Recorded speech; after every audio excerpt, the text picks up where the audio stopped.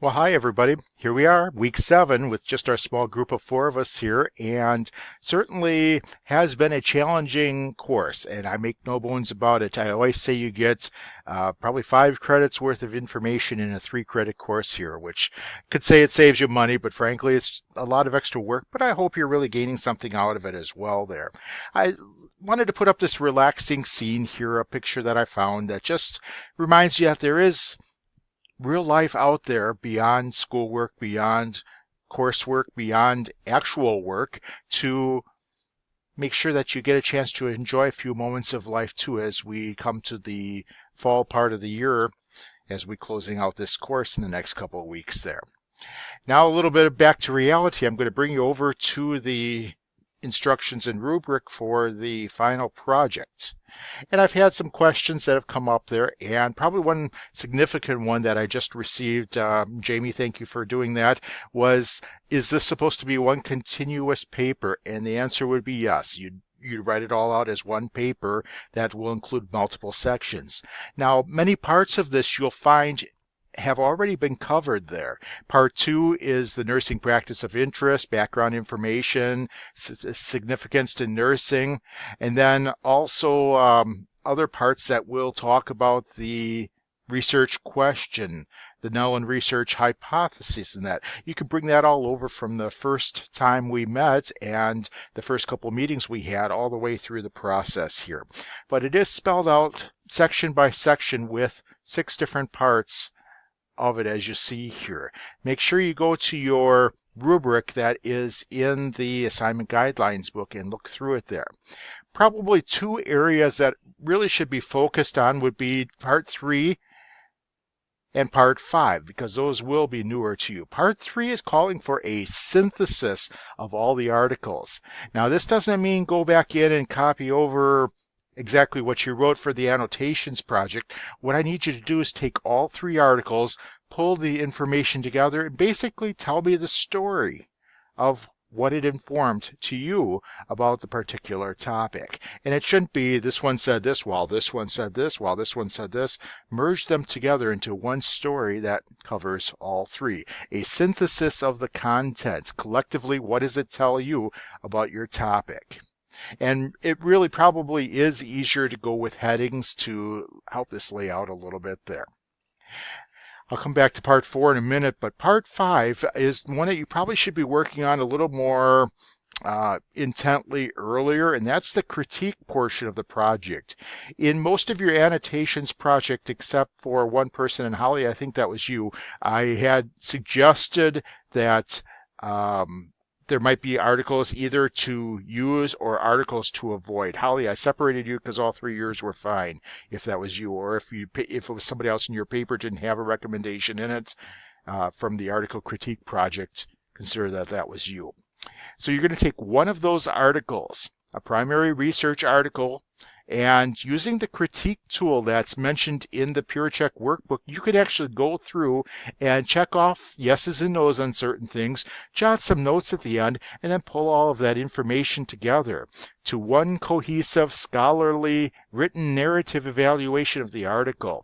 It needs to be written well, because you're now approaching what would be the equivalent of a senior year level baccalaureate education. They're transitioning again into the potential for graduate work, or in some cases now the person in the master's program in our course will be continuing on with that information there.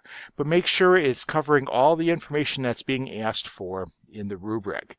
Then you're going to create the APA formatted table, and probably most significantly here, where it says write an APA formatted reference, write it APA formatted. The double spacing, the indented second and beyond sentences in that, so that it's meeting that. And then it's asking you for all the specific pieces, and make sure that you address them. It's not simply that they did not specifically say there were independent and dependent variables, as much as pulling that information out and putting it in there. You're making a reference table, if you will, that would allow you to take these articles and in a later class perhaps bring them out again so that you can know, oh, that's what was in that article. That's the one I need.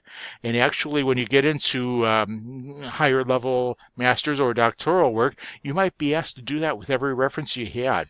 I had 1 week where I had to put together 40 different article references like that. And it's a challenge. You have 3 of them to do. You can do that. The last part that seems to get missed a lot is part 6 on this. Provide a 1-page reflection of what you've learned from completing this project. And it can be, I didn't learn a darn thing and here's how I'm going to tell you about it. It can be that. It doesn't have to be all fun and glory, but I suspect you probably will find you to get quite a bit out of it there. Each part of the rubric, as I page through it here now, does show you the point values that are for each thing. So it's that important that you're not missing any particular part of it. Each article under part 4 here for the reference table, each article has a total of 15 points that can be there. So if you're missing any one of these items there are going to be points missing for it. Remember that if you don't see something, for example, that talks about reliability and validity within the article, you can mention that. However, it might be worth taking a look to see if they utilized an instrument that's been well used before. You can look at it quick, learn a little quick from it, all of 2 minutes there, and then determine if it talks about it was tested for reliability and validity. Some topics that I know are a little tougher understanding, but it might help you do a better job of understanding that.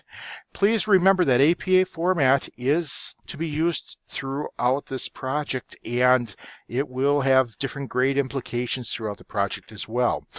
This isn't to be cruel. This isn't to dock you points for there. It's to help you write a true scholarly project there that will be your culminating capstone project for this course.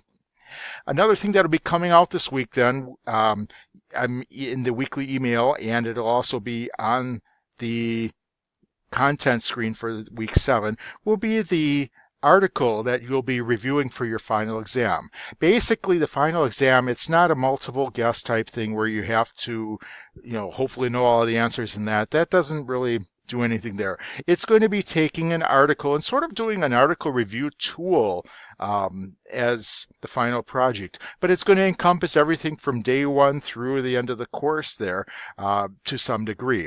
And it's a total of, I believe, 15 questions. You've got a brand new one coming out this time on an interesting article that hopefully you'll find you learn a little something from it too. My encouragement to you is to go in early, get that article, print it off, and mark it up as much as you can. Point out where things are that you might be familiar with in terms of variables, the research question, the hypotheses, and things like that, so that you can identify things a little bit more easily.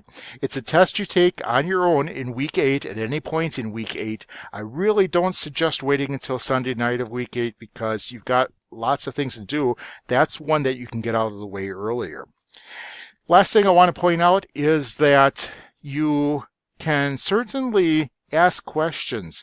You can run things by me. Send me a little piece of the paper and say, am I on the right track with what I'm talking about doing there? If you are having questions with an APA format, show me what you're trying to do there, and I'll point out, yeah, you got it, or no, this should be this, so that you can do your very best with this. I want everybody to get an A on this final project, and I do hopefully have, I do truly have the desire to do that, so hopefully you'll be able to pull that as well there. Again, questions are never a bother. You can email me, you can text me. Certainly we can meet on with Blackboard Collaborate. So I know you got a busy last couple weeks of class here. I want to let you know I'm praying for you each and every day.